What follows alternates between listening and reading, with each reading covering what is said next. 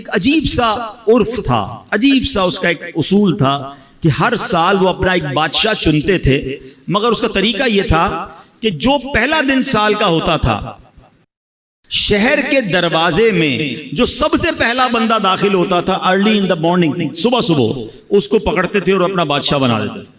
تو ایک اجنبی سا شخص تھا، وہ اس کو پتہ بھی نہیں تھا، وہ شہر میں صبح صبح داخل ہوا، شہر والوں نے پکڑ لیا، مبارک ہو مبارک ہو، اس کو ہار وغیرہ پہنایا، کہ خیریت تو ہے؟ کہ آپ کو مبارک ہو، آپ ہمارے بادشاہ بن گئے۔ کیوں بادشاہ بن گیا؟ کہ ہمارا اصول ہے جو سال کے پہلے دن سب سے پہلے شہر میں داخل ہوتا ہے وہ بادشاہ۔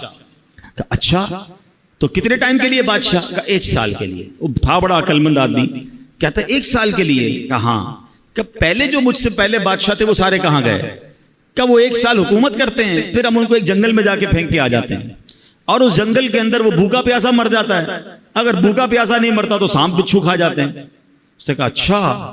اب اس نے بڑی عقل بندی کی، اس نے پہلے تو پورے شہر والوں کے کام بڑے اچھے کیے، ان کے مسائل حل کیے، اور پھر غیر محسوس انداز میں اس نے اس شہر سے اس جنگل تک کا روڈ بنوایا۔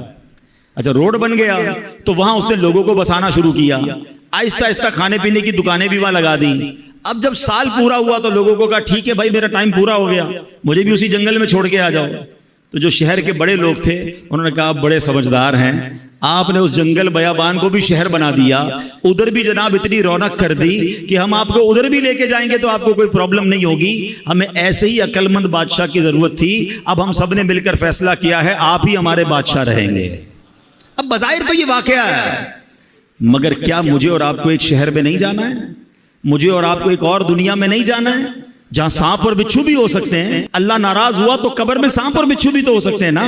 جہنم کی آگ اور جہنم کا عذاب کتنا خطرناک ہے، مگر ہم میں سے کون ہے جو اس جہان کو، آخرت کے معاملات کو آسان کرنے کے لیے یہاں سوچ رہا ہے کہ یار یہیں رہ کر میں آخرت بہتر کر لوں۔